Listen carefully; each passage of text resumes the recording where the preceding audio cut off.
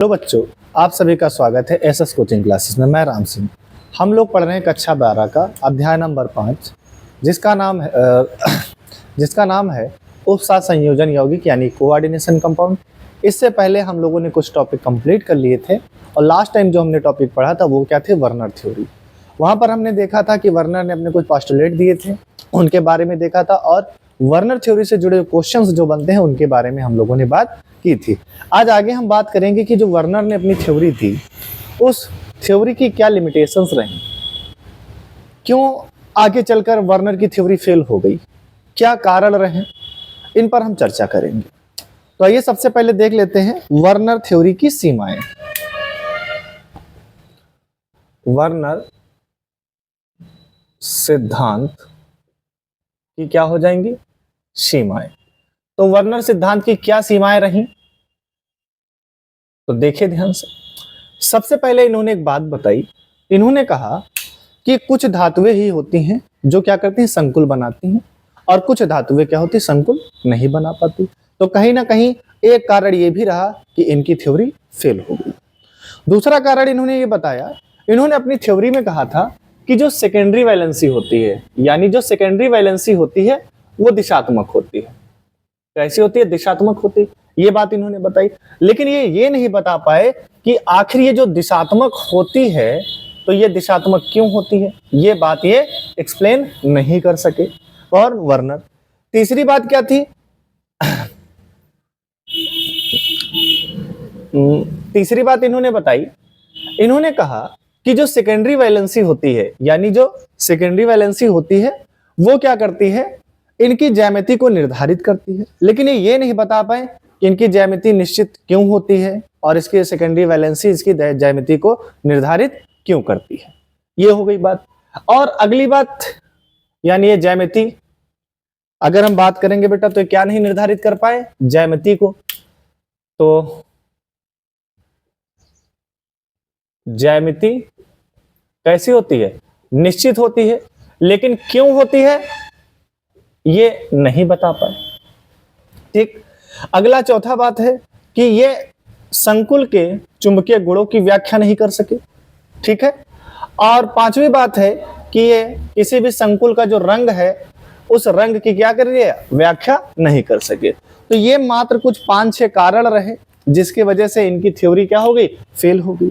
लेकिन इसके बाद इन सब थ्योरी को समझाने के लिए एक वैज्ञानिक आए भैया, उन्होंने कहा कि सर मैं इन सारे सवालों का जवाब दे सकता हूं।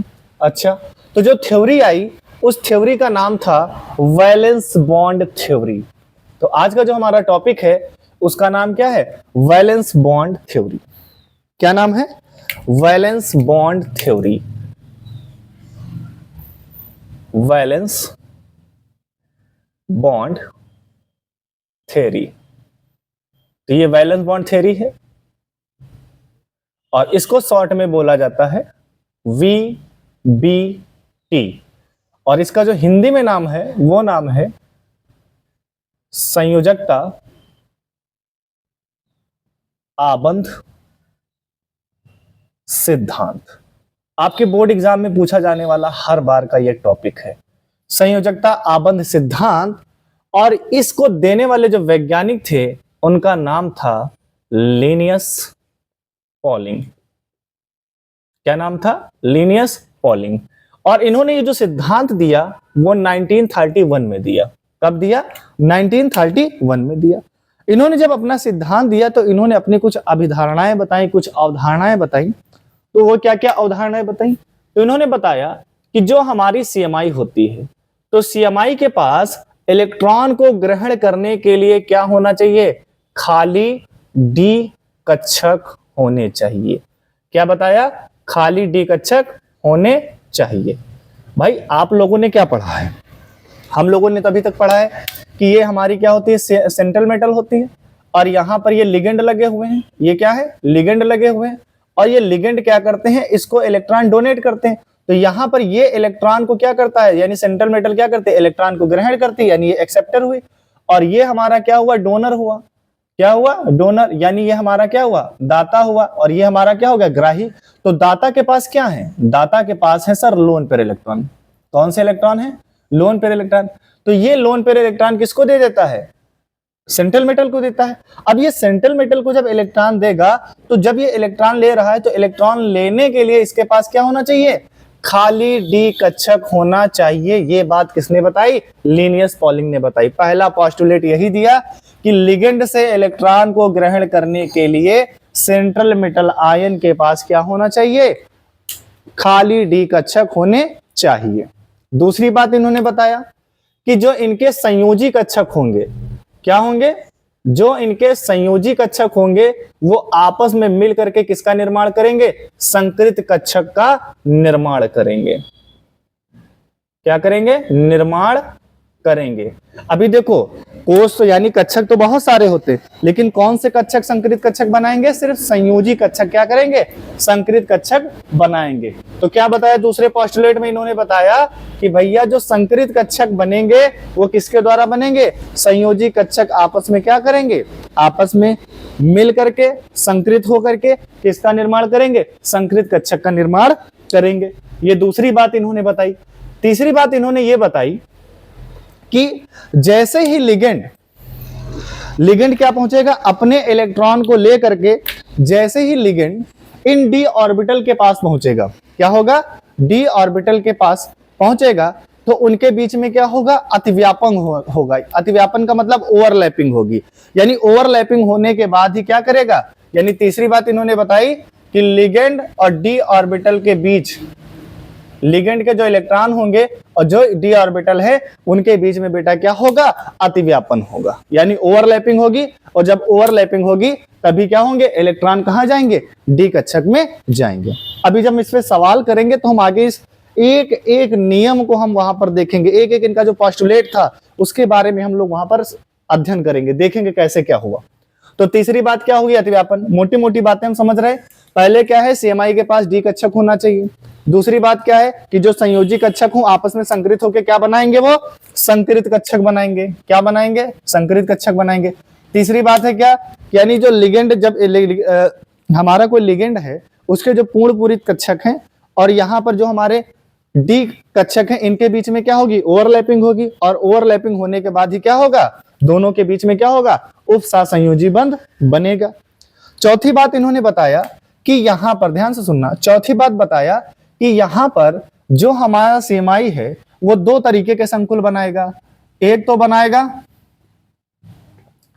आंतरिक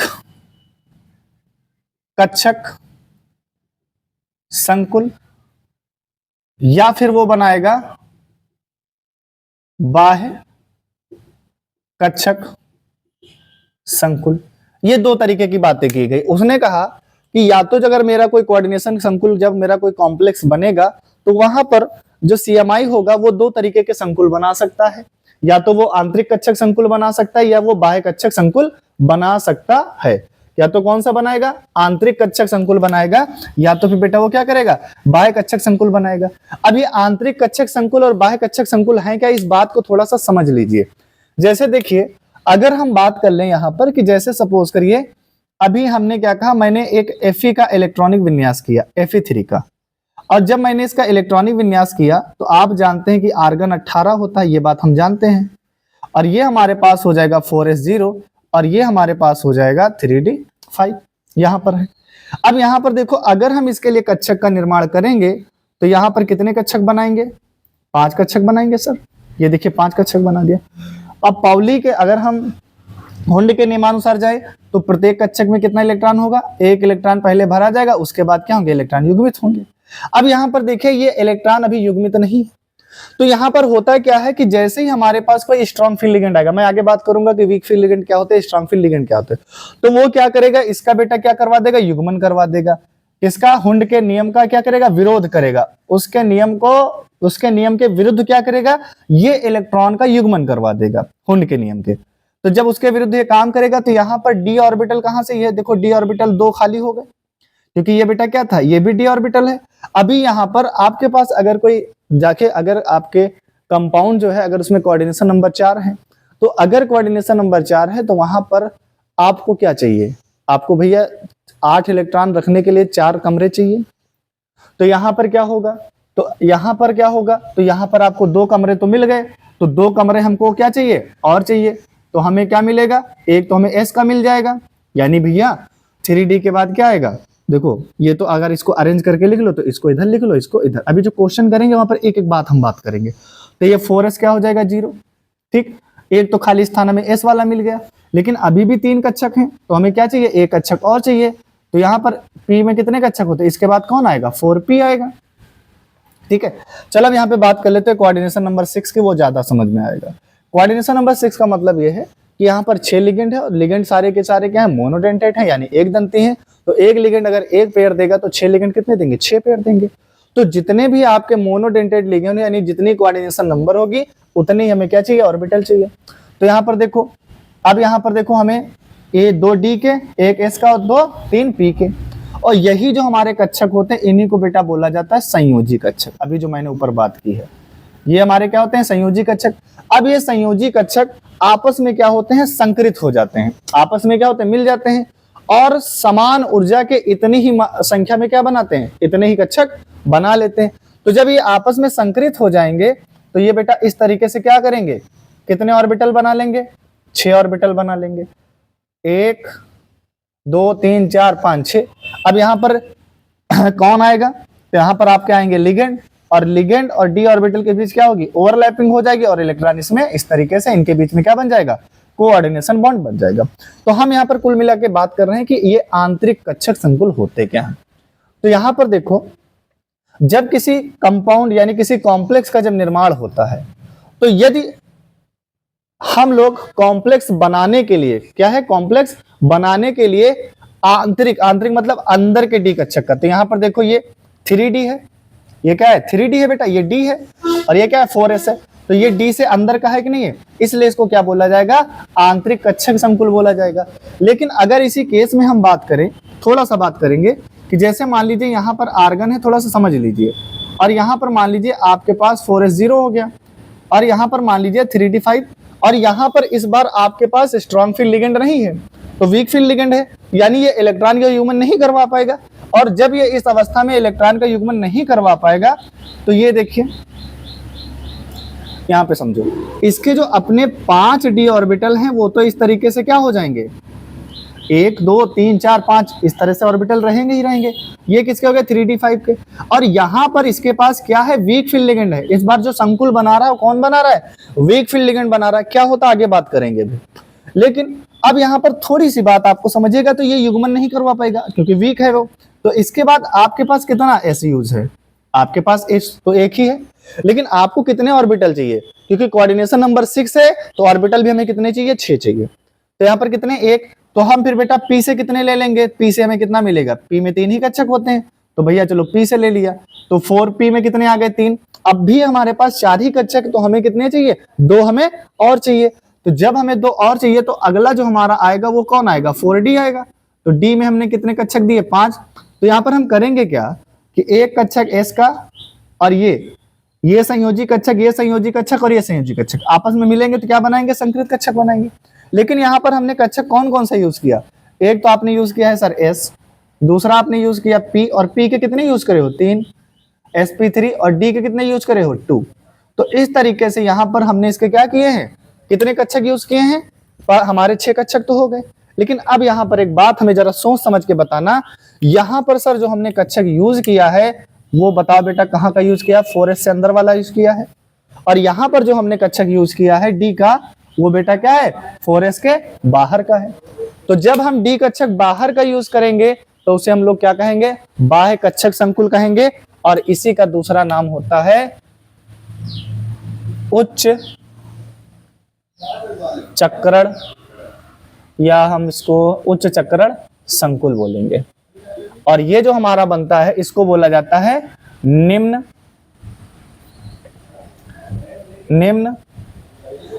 चक्रण संकुल। ठीक है, ऐसा इसलिए होता है क्योंकि जब आंतरिक कक्षक संकुल बनता है तो वहां पर जो अयुग्मित इलेक्ट्रॉन होते हैं वो नहीं होते हैं, इसके कारण जो चक्रण होता है वो क्या होता है, कम होता है, इसलिए इसको निम्न चक्रण संकुल बोला जाता है। जबकि हम बाह्य कक्षक का जब उपयोग करते हैं, डी मतलब जब हम डी बाहर का यूज करते हैं तो वहां पर इसके पास क्या होता है, अयुग्मित इलेक्ट्रॉन होते हैं, और अयुग्मित इलेक्ट्रॉन होने के कारण इनका जो चक्रण होता है क्या होता है, उच्च होता है। इंग्लिश में इसको बोला जाता है लो स्पिन कॉम्प्लेक्स और इसको बोला जाता है हाई स्पिन कॉम्प्लेक्स बोला जाता है। तो यहाँ पर ये कहानी हमको थोड़ा सा समझ में आ गई। फिलहाल हमें यहाँ पर क्या समझाना था, हमें इतनी सी बात आपको समझानी थी कि सर अगर मान लीजिए यहाँ पर ध्यान से सुनिएगा, अगर यहाँ पर कभी भी अगर सर डी अंदर का यूज हो और sp3 ये कंडीशन है, अगर डी अंदर का यूज हो तो उसको बोलेंगे आंतरिक कक्षक संकुल बोलेंगे, और बेटा जब क्या हो डी बाहर का यूज हो तो उसे हम लोग क्या बोलेंगे, बाह्य कक्षक संकुल बोलेंगे। इतनी बात समझ में आ गई।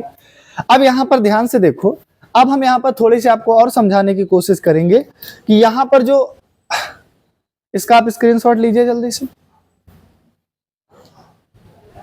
ठीक है।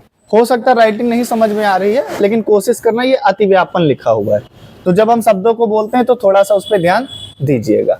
अब यहाँ पर हम लोग बात कर रहे हैं कि दो तरीके के संकुल बन रहे हैं। कितने के तरीके के संकुल बन रहे हैं सर? दो तरीके के संकुल बन रहे हैं।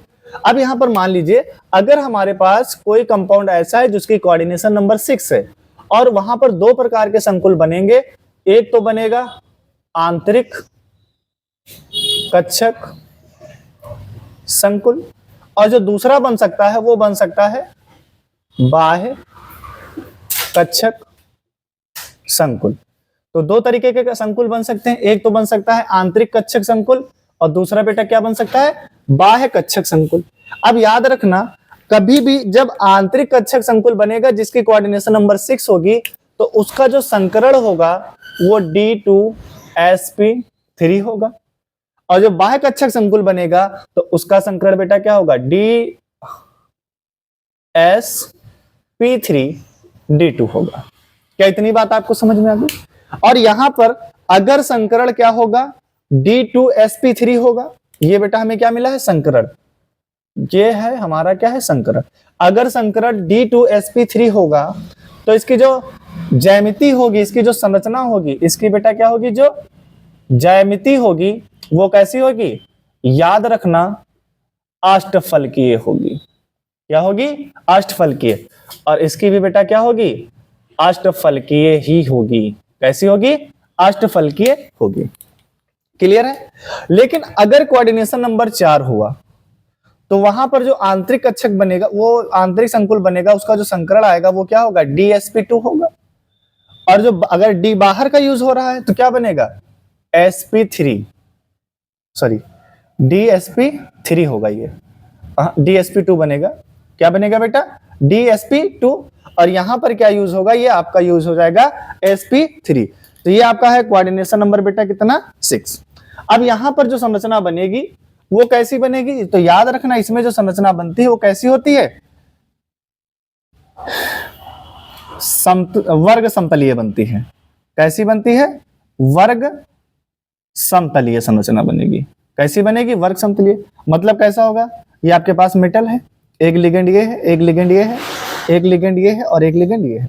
तो यहां पर ये देखिए एक समतल में क्या हो रहा है, एक क्या बन रही है, वर्ग समतलीय संरचना बनती है। लेकिन अगर संकरण sp3 होगा तो संरचना कैसी बनेगी, तो याद रखना ये बनेगी चतुष्फलकीय। ये बात आपको समझ के चलना है। कैसी होगी संरचना, चतुष्फलकीय संरचना बनेगी। कैसी बेटा संरचना बनेगी, चतुष्फलकीय संरचना बनेगी। और ये कैसे बनेगी, तो याद रखना ये आपका मेटल हो जाएगा, एक लिगेंड ऊपर रहेगा, एक लिगेंड यहाँ पर रहेगा, एक लिगेंड यहाँ पर रहेगा, और ये डॉट डॉट डॉट एक लिगेंड कहाँ रहेगा, पीछे की तरफ रहेगा। तो ये संरचना आपकी कैसी बन जाएगी, ये संरचना आपकी हो जाएगी अष्टफलकीय हो जाएगी। कैसी संरचना होगी, अष्टफलकीय संरचना, सॉरी चतुष्फलकीय संरचना होगी, अष्टफलकीय गलती से निकल गया। कैसी संरचना होगी, चतुष्फलकीय होगी। तो ये सारी बातें कहां बताई गई, वैलेंस बॉन्ड थ्योरी में बताई गई।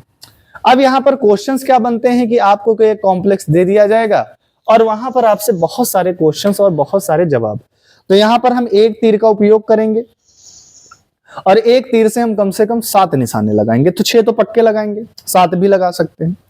कितने, 6 से 7 निशाने हम लगाएंगे और इस पर जो क्वेश्चंस बनते हैं उन क्वेश्चंस की हम बात थोड़ा सा कर लेते हैं। अब यहां पर ध्यान से देखिए कि जैसे सबसे पहले बाह्य कक्षक और आंतरिक कक्षक संकुल हमें समझ में आ गया। आपको यहां पर एक क्वेश्चन दिया गया, या मेरे पास एक कॉम्प्लेक्स, मैं एक कॉम्प्लेक्स डायरेक्ट मैं पूरा कॉम्प्लेक्स ही ले रहा हूं, K4 FeCN6। यहां पर इस सवाल को करने से पहले हम आपको एक ट्रिक बता देते हैं, और बहुत इंपॉर्टेंट ट्रिक है। वो क्या है कि याद रखना कि अगर कभी भी ध्यान से सुनना, अगर कभी भी लिगेंड में अगर हमारा डोनेटिंग आइटम क्या हो, कार्बन हो या नाइट्रोजन हो, तो हमेशा वो कैसे लिगेंड होंगे? वो होंगे सर स्ट्रॉन्ग फील्ड लिगेंड। कौन से लिगेंड होंगे? स्ट्रॉन्ग फील्ड लिगेंड होंगे। ये कहां से बात हमने उठाई है? ये जो आगे आने वाली थ्योरी है जिसका नाम है क्रिस्टल फील्ड थ्योरी, हमने वहां से ये बात इसको उठाया है। तो कौन से होंगे? ये स्ट्रॉन्ग फील्ड लिगेंड होंगे। और अगर यहां पर डोनेटिंग आइटम कार्बन और नाइट्रोजन के अलावा मान लीजिए ऑक्सीजन हो जाए या आपका कोई हाइड्रोजन हो, तो वो हमारे क्या कहलाएंगे? वो हमारे कहलाएंगे वीक फील्ड। क्या कहलाएंगे बेटा? लिगेंड कहलाएंगे। तो वो हमारे क्या कहलाएंगे? वीक फील्ड लिगेंड कहलाएंगे। ठीक है सर, अगर स्ट्रॉन्ग फील्ड लिगेंड होगा तो होगा क्या? तो बेटा ये क्या करेगा? ये इलेक्ट्रॉनों का युग्मन करवाता है। ये क्या करेगा? इलेक्ट्रॉनों का युग्मन कराता है, यानी इलेक्ट्रॉनों की बेटा ये क्या करा देगा? पेयरिंग करा देगा। मतलब जिनकी शादी नहीं हुई है उनकी शादी करवा देगा। ठीक है, और ये वीक फील्ड लिगेंड क्या करेगा? ये सर इलेक्ट्रॉनों का युग्मन नहीं कराता है, यानी ये इलेक्ट्रॉनों का युग्मन नहीं करा पाएगा। अब कुछ एग्जाम्पल की बात कर लेते हैं। जैसे हमारे पास है साइनाइड है और आइसोसाइनाइड है, अमोनिया है और आपका कार्बन मोनोऑक्साइड है ETC। तो यहाँ पर इन तीन पे आपको बहुत ज़्यादा फोकस करना है। कौन कौन से? एक तो आपका साइनाइड पे फोकस करना है, आपको NH3 पे फोकस करना है और कार्बन मोनोऑक्साइड पे, इसको कार्बोनिल बोला जाता है। इन तीनों पर हमें क्या करना है? फोकस करना है। अब यहाँ पर इसमें कौन कौन से हो सकते हैं? तो इसमें आपका एग्जाम्पल में आ जाएगा H2O हो जाएगा, फ्लोरीन हो जाएगा, क्लोरीन हो जाएगा, ब्रोमीन हो जाएगा, आयोडीन हो जाएगा, है ना, ये ETC। यानी बहुत सारे ऐसे लिगेंड हो सकते हैं जो क्या हो? वीक फील्ड लिगेंड हो। तो यहाँ पर आपको सिर्फ एक बात याद रखनी है। कैसे याद रखोगे? आप जानते हो कि साइनाइड क्या होता है? बहुत जहरीला होता है, यानी साइनाइड को अगर किसी ने खा लिया तो उसका बचना क्या है? मुश्किल है। तो यहाँ पर साइनाइड है तो C और N, साइनाइड में क्या होता है? CN होता है, तो सिर्फ CN याद रखो कि अगर दोनों में से अगर कोई एक भी परमाणु वहां पर उपस्थित है, यानी डोनेटिंग आइटम क्या हो, या तो कार्बन हो या नाइट्रोजन हो, तो इसका मतलब वो क्या है? स्ट्रॉन्ग फील्ड लिगेंड है। क्या है बेटा हमारा? वो स्ट्रॉन्ग फील्ड लिगेंड है। अब इसको आप जल्दी से स्क्रीनशॉट ले लीजिए। ठीक है, अब यहां पर बहुत ध्यान से समझना, हम लोग एक एक बात को समझेंगे और एक एक बात को करेंगे, और यहां से जो आपकी समस्याएं हैं या आपके एग्जाम में जो क्वेश्चंस बनते हैं उन क्वेश्चंस का कहीं ना कहीं तक हम लोग क्या करेंगे? हल निकाल लेंगे। तो सबसे पहले यहां पर हमें निकालना होता है, ये हमारा एक कॉम्प्लेक्स दिया गया है, तो सबसे पहले आपको यहां से निकालना होगा जटिल आयन, यानी कॉम्प्लेक्स आयन। अब कॉम्प्लेक्स आयन का मतलब क्या है कि जब आप इसको पानी में डालेंगे तो ये दो भागों में टूट जाएगा, ये 4K प्लस में जाएगा और ये आपका बनेगा FeCN का 6 और इस पर माइनस चार्ज आ जाएगा। तो हो सकता है आपको एग्जाम में जो आपका क्वेश्चन आए उसमें डायरेक्ट जटिल आयन दिया हो, तब तो निकालने की जरूरत नहीं है, लेकिन अगर कॉम्प्लेक्स दिया होगा तो आपको वहां पे जटिल आयन निकालना होगा। ठीक, सेकेंड बात, यहां पर आपको ज्ञात करना होगा कि सर ये लिगेंड कैसा है। तो यहां पर लिगेंड क्या है, तो आप लिख लीजिएगा, लिगेंड यहां पर आपका बेटा साइनाइड है, क्योंकि कोऑर्डिनेशन स्पेयर के अंदर सिर्फ दो चीजें होती, एक तो CMI होता है, दूसरा क्या होता है? लिगेंड होता है। तो यहां पर लिगेंड कौन है? साइनाइड है। और कैसा लिगेंड है? अभी आपने बताया कि सर अगर डोनेटिंग आइटम क्या हो, कार्बन हो या नाइट्रोजन हो, तो वो कैसा लिगेंड होगा? स्ट्रॉन्ग फील्ड लिगेंड होगा। और साइनाइड में डोनेटिंग आइटम कौन होता है? नाइट्रोजन होता है, इसलिए क्या होगा? स्ट्रॉन्ग फील्ड लिगेंड होगा। क्या है ये? Strong field ligand. अब यहाँ पर तीसरी बात आपको निकालना होगा CMI। CMI का मतलब सेंट्रल मेटल आयन। तो यहाँ पर सेंट्रल मेटल आयन जो है वो क्या है? Fe है, और यहाँ पर Fe किस रूप में है? +2 के रूप में है। तो यहाँ पर क्या हो गया? सेंट्रल मेटल आयन कौन है? Fe+2 है। ठीक है, या यहाँ पर आप एक चीज और लिखना चाहो तो ये भी लिख सकते हो कि यहाँ पर इलेक्ट्रॉन दाता, अच्छा यहाँ पे हम एक बात और आपको ऐड करते, जैसे लिगेंड लिख लिया तो यहाँ पर आप लिख लीजिए दाता परमाणु। तो यहाँ पे दाता परमाणु कौन है बेटा, तो याद रखना नाइट्रोजन परमाणु है। तो नाइट्रोजन परमाणु क्या है, दाता परमाणु है, ये बात आपको याद रखनी है। तो साइनाइड में दाता परमाणु क्या होगा, नाइट्रोजन होगा। क्या इतनी बात समझ में आ गई? अब यहाँ पर देखो, अब इसके बाद आपको निकालना क्या है, यहाँ पर हमने स्ट्रॉन्ग फील्ड लिगेंड की बात कर लिया, फिर अब हम बात करेंगे CMI की। किसकी बात की, CMI की। यहाँ पर जो CMI है वो कौन है, Fe+2 है, क्योंकि यहाँ पर ये क्या है, अगर इसकी आप ऑक्सीडेशन स्टेट निकालोगे तो इसकी जो निकालोगे ये आएगी +4 और इसकी आएगी -6। तो प्लस के 4 से -6 जाएगा -2 और -2 बराबर के उधर जाएगा तो क्या आएगा, +2 आएगा। तो देखो 4 और 2 6 और 6 बराबर हो गए, तो +2 आया। अब यहाँ पर हम बेटा क्या करेंगे, इसका इलेक्ट्रॉनिक विन्यास करेंगे। किसका, Fe+2 का जो भी आपका आया है उसका आप इलेक्ट्रॉनिक विन्यास करेंगे। तो ये Fe+2 है तो इसका परमाणु क्रमांक कितना होता है, 26 होता है। और हम जानते हैं कि अब हम पूरा नहीं करेंगे, हम जानते हैं कि आर्गन 18 होता है, तो इलेक्ट्रॉनिक विन्यास शुरुआत का 18 तक तो आर्गन के जैसा ही होगा। उसके बाद यहाँ पर आपका आएगा 4s2 आएगा और यहाँ पर क्या आएगा 3d बेटा क्या हो जाएगा, 3d6 होना चाहिए। यहाँ पहले इसको समझाने के लिए आपको थोड़ा सा हम क्या करते हैं, समझाने के लिए हम डायरेक्ट आयरन का कर रहे हैं। तो यहाँ पर आपको मिलेगा 3d6 मिल जाएगा। क्लियर है?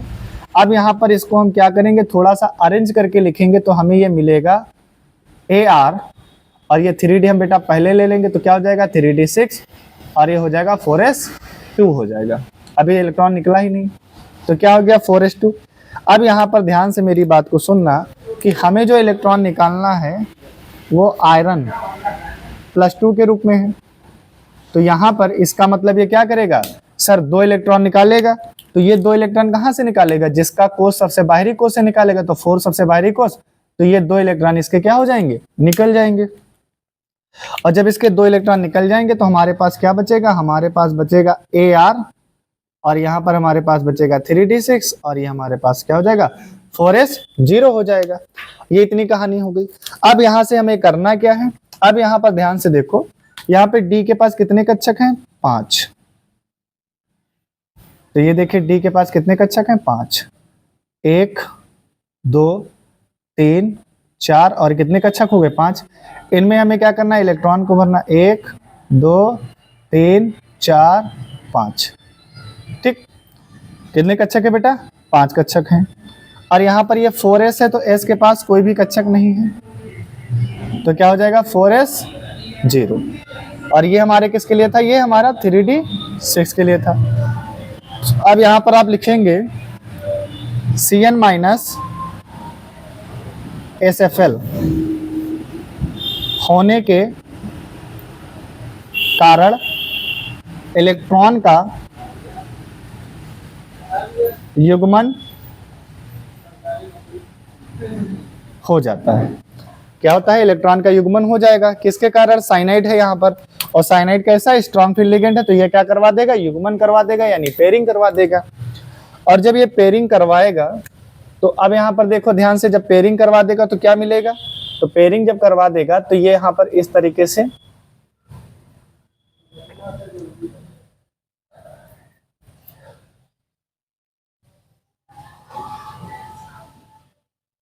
पेयरिंग करवाएगा तो ये पेयर इसका बन जाएगा, ये पेयर इसका बन जाएगा, ये पेयर इसका बन जाएगा। तो यानी यहाँ पर कितने ऑर्बिटल खाली हो गए, 2 ऑर्बिटल खाली हो गए।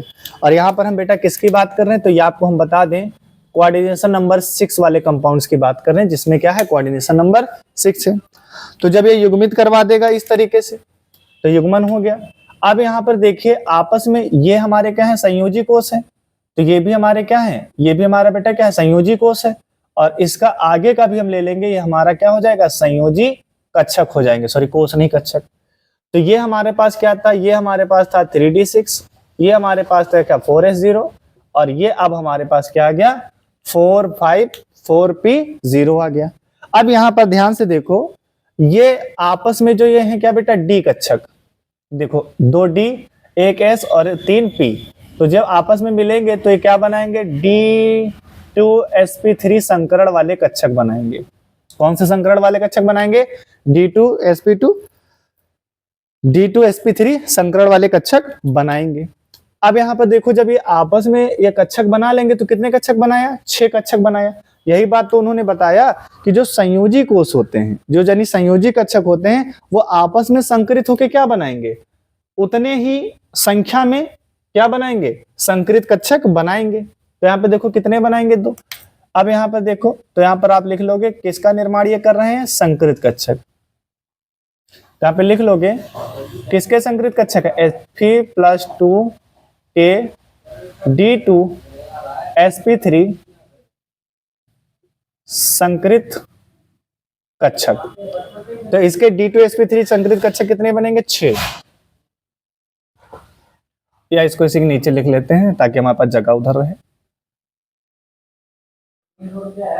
ये देखो 1 2 3 4 और ये 5 और ये 6। और यहाँ पर प्रत्येक कक्षक का जो संकरण होगा वो बेटा कैसा होगा? तो वो होगा D2sp3। इसका भी होगा D2sp3, इसका भी होगा D2sp3, इसका भी होगा D2sp3, इसका भी होगा D2sp3, इसका भी होगा D2sp3, इसका भी होगा D2sp3। अब यहाँ पर होगा क्या कि जैसे ही यहाँ पर ये संकरित कक्षक का निर्माण हो जाएगा, इसके तुरंत पास में कौन पहुंचेगा? लिगेंड पहुंचेगा। क्या पहुंचेगा? लिगेंड पहुंचेगा। तो 6 के 6 लिगेंड आ गए। अब इन लिगेंड के पास क्या है? लोन पेयर इलेक्ट्रॉन है। अब इन दोनों के बीच में क्या होगा? अतिव्यापन होगा। तो जब अतिव्यापन होगा तो ये अपना इलेक्ट्रॉन कहाँ भेज देगा? इस तरीके से यहां पर अपने इलेक्ट्रॉन किसमें भेज देगा? इन खाली डी कक्षकों में भेज देगा। और इस तरीके से दोनों के बीच में क्या बन जाएगा? उपसहसंयोजी बंध बन जाएगा। तो ये कहानी थी यहां तक। आप कोई भी सवाल, कोई भी कंपाउंड दे दिया जाए, आपको इतना काम तो करना ही करना। अब यहां से बनते हैं क्वेश्चन। तो सबसे पहले क्वेश्चन यहां पर यही बनेगा कि भैया बताइए कि भैया ये जो कॉम्प्लेक्स है, इस कॉम्प्लेक्स की ज्यामिति क्या होगी? पहला क्वेश्चन। तो अब यहां पर ध्यान से देखो, आंतरिक कक्षक संकुल बना रहा, मतलब संकरण चाहे D2sp3 हो या फिर sp3D2 हो, वो हमेशा क्या करेगा?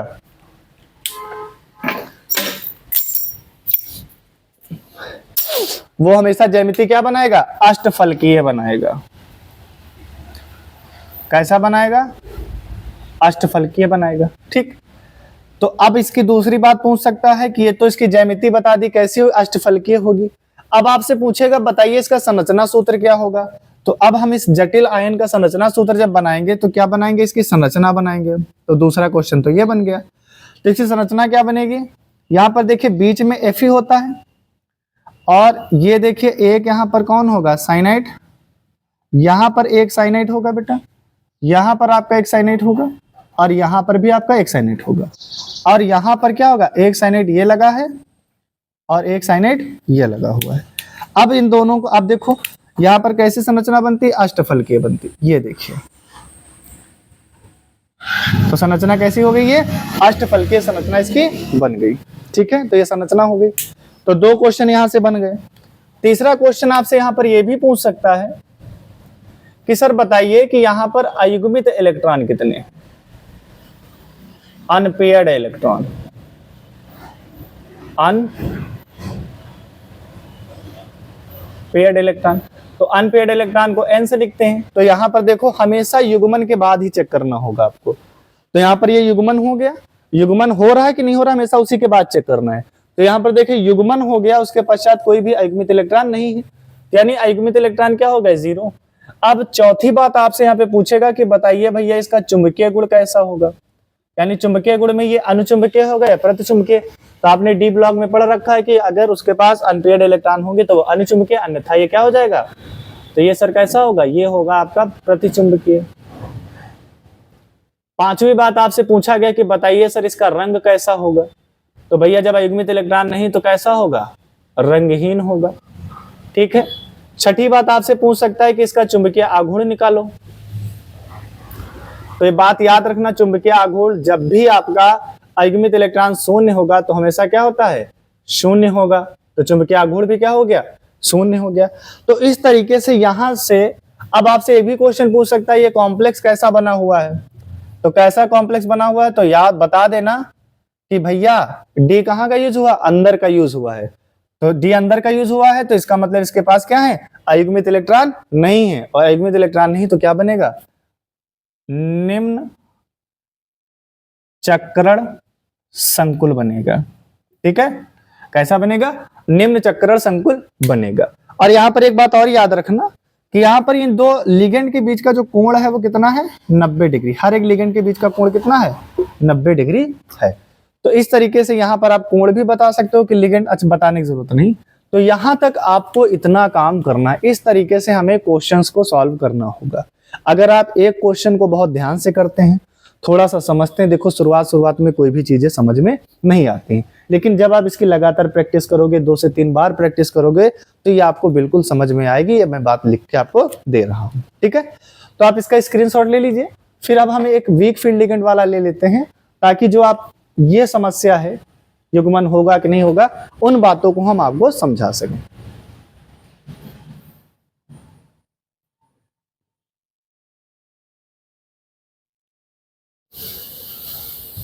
चलिए अब यहां पर देखिए बेटा, हम क्या ले रहे हैं, एक हम वीक फील्ड वाला ले रहे हैं। तो वीक फील्ड में अब यहां पर हम लोग ले रहे हैं, किसको ले रहे हैं, तो याद रखना हम ज्यादा संशोधन नहीं कर रहे हैं, जो भी संशोधन हम करेंगे वो रेड पेन से करेंगे। तो यहां पर हमने क्या लिया, F6 लिया है। तो यहां पर भी बेटा क्या हो जाएगा, आपका जो संकुल बनेगा वो क्या हो जाएगा, F6 हो जाएगा। ठीक, और यहाँ पर ये कैसा लिगेंड है, यहाँ पे लिगेंड कौन होगा, फ्लोरीन होगा, लेकिन ये कैसा लिगेंड होगा, वीक फील्ड लिगेंड होगा। ठीक, यहाँ पर डोनेटिंग आइटम कौन हो जाएगा, तो वो आपका फ्लोरीन हो जाएगा। ये बाकी यही रहेगी कहानी, यहाँ तक ऐसे ही चलेगी। तो यहाँ पर क्या हो जाएगा, यहाँ पे फ्लोरीन हो जाएगा, और यहाँ पर क्या हो जाएगा, W। तो वीक फील्ड लिगेंड होने के कारण इलेक्ट्रॉनों का युग्मन, तो यहाँ पर आप लिखेंगे क्या होगा बेटा, नहीं होता है। और जब इलेक्ट्रॉनों का युग्मन नहीं होगा, तो अब यहां पर समझो जरा बात को, तो जब इलेक्ट्रॉनों का युग्मन नहीं होगा तो उस कंडीशन में क्या होगा, तो जब इलेक्ट्रॉनों का युग्मन नहीं होगा तो याद रखना नहीं होता है, तो ये पांचों के पांचों इलेक्ट्रॉन तो इसमें भरे ही रहेंगे। ये देखिए 1 2 3 4 5, 1 इलेक्ट्रॉन, 2 इलेक्ट्रॉन, 3 4, ये पांचों के 5 इलेक्ट्रॉन रहेंगे। ये बात किसकी हो गई, 3d6 की हो गई। लेकिन अब हमें तो चाहिए 6 ऑर्बिटल, तो एक ऑर्बिटल हमारे पास है भैया S से। अब यहाँ पर हो जाएगा आपका ये 4s0। अच्छा इसको मैं मिटा देता हूँ, इसकी जरूरत नहीं है, तो हम लिख चुके हैं ना, इसको लिखने की जरूरत नहीं है, ताकि हमारे जगह कंजस्टेड ना हो। तो ये हमारे पास क्या हो जाएगा, 4s0। S के बाद आपका आता है P में कितने हैं, 3 है सर 4 हो गया, अभी भी 2 की कमी है। तो अब इसके आगे कौन आएगा सर, D आ जाएगा। तो 1 2 3 4 5, D में कितने हो गए, 5। तो 4s के बाद आता है 4p, क्योंकि कोई भी इलेक्ट्रॉन नहीं, 0, और फिर आपका हो जाएगा 4d0। अब यहां पर ध्यान से देखो,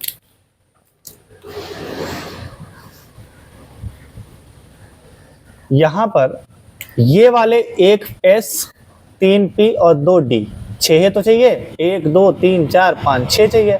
तो S का कितना लिया है, 1, P के कितने लिए हैं, 3, तो sp3, और D के कितना 2। तो S यहाँ पर कौन सा संकरण में मिलेगा, sp_d2 संकरण मिलेगा। अब यहाँ पर देखो ये सारे के सारे ये Fe+T के कौन से संकरण हो जाएंगे, तो ये बेटा आपका हो जाएगा कौन सा संकरित संकरण। अब क्या बना, संकरण अब बना है sp3d2 संकरित कक्षक। तो अब यहाँ पर ध्यान से देखिए, इसको हम क्या लिख सकते हैं, इसको लिख सकते हैं हम sp3d2। ये d2 कहाँ चला जाएगा, पीछे। ठीक है बेटा, d2 कहाँ चला जाएगा, पीछे, ये बात याद रखना। तो d2 कहाँ चला जाएगा, पीछे। ठीक है, ये हो जाएगा। और अब यहां पर अप्रोच कौन करेगा, कौन सा लिगेंड अप्रोच करेगा, तो याद रखना अब फ्लोरीन आएगा। कौन आएगा, फ्लोरीन आएगा। तो इनके बीच में अब क्या होगी, अतिव्यापन होगा, और जब अतिव्यापन होगा तो अपने एक दूसरे के साथ क्या बनाएंगे, ये बॉन्ड बनाएंगे, और यानी एक दूसरे से जुड़ जाएंगे, यानी कॉम्प्लेक्स का निर्माण करेंगे। तो ये कहानी किसके लिए हो गई, जब हमारा क्या, कोऑर्डिनेशन नंबर 6 का कोई वीक फील्ड लिगेंड हो। अब यहां पर ध्यान से देखो कि यहां पर यहां पर हमें क्या लगाना होगा, फ्लोरीन। संरचना तो अष्टफलकीय बनेगी, तो कोई भी लिगेंड हो। ये देखिए, आप लोग इसकी 2 से 3 बार प्रैक्टिस करिएगा और बिल्कुल समझ में आ जाएगा, कोई दिक्कत नहीं होगी। अब यहां पर बताओ अयुग्मित इलेक्ट्रॉन कितने हैं। हमेशा हमने कहा युग्मन वाला पॉइंट को देख के चलेंगे, युग्मन नहीं हुआ तब भी देखोगे, युग्मन हुआ तो इसके बाद देखो। तो अयुग्मित इलेक्ट्रॉन कितने हैं, 5 है। तो अयुग्मित इलेक्ट्रॉन कितने हो गए, 5। तो जब अयुग्मित इलेक्ट्रॉन होंगे तो कैसा होगा, अनुचुंबकीय होगा। कैसा होगा, अनुचुंबकीय होगा। और यहां पर देखिए कैसा हो जाएगा, ये रंग हो जाएगा रंगीन। और चुंबकीय आघूर्ण कितना हो जाएगा, तो चुंबकीय आघूर्ण का फार्मूला क्या होता है, इसका फार्मूला होता है न्यू बराबर √n+2 बोर मैग्नेटम। ये इसका फार्मूला होता है, ये मात्रक है बोर मैग्नेटम। अब यहां पर ध्यान से देखो, इसकी वैल्यू को पुट करो तो ये हो जाएगा 5, और अंदर भी क्या हो जाएगा 5+2। सिंप्लीफाई करोगे तो 5 × 7 और यहां पर हो जाएगा √5, यानी कैसा हो जाएगा, तो भैया ये आ जाएगा √35 बोर मैग्नेटम। अब इसका वर्गमूल निकाल लीजिएगा, ठीक। सातवीं बात, यहां पर कॉम्प्लेक्स बना कैसा है, निम्न स्पिन कॉम्प्लेक्स बना है या हाई स्पिन कॉम्प्लेक्स बना हुआ है। तो बेटा ये बना है उच्च चक्रण संकुल बना है, उच्च चक्रण क्या बना है, संकुल। तो कैसा संकुल बना है, उच्च चक्रण संकुल बना हुआ है। तो इस तरीके से बेटा हमें क्या करना है, वैलेंस बॉन्ड थ्योरी का उपयोग करके। तो यहां पर देखो वैलेंस बॉन्ड की थ्योरी ने हमको क्या बता दिया कि भैया संरचना कैसी होगी, चुंबकीय गुण कैसा होगा, रंग कैसा होगा, अनपेयर्ड इलेक्ट्रॉन होंगे कि नहीं होंगे, और उसका स्पिन कैसा होगा, उसका चुंबकीय आघूर्ण क्या होगा। ये सब बातें किसने बताई, ये बातें सर आपकी बताई हैं किसने, वैलेंस बॉन्ड थ्योरी ने बताई। लेकिन ये वर्नर की थ्योरी नहीं बता सकी थी, इसलिए ये जो थ्योरी आई जो किसके द्वारा लाई गई, तो लाई गई थी लिनियस पाउलिंग के द्वारा 1931 में। इसने क्या किया, इन सारी बातों को एक्सप्लेन किया, ठीक है। अब यहां पर हम नेक्स्ट क्लास में इसमें देखेंगे कि कोऑर्डिनेशन नंबर 4 वाले भी हमारे कुछ कॉम्प्लेक्सेस हैं, उनके बारे में भी हम थोड़ा सा स्टडी कर लेंगे। फिर उसके बाद हम आगे बढ़ेंगे CFT की तरफ। और CFT कब आई, वो इसके फेल होने के बाद आई, जिसको हम आगे पढ़ेंगे। तब तक के लिए जय हिंद।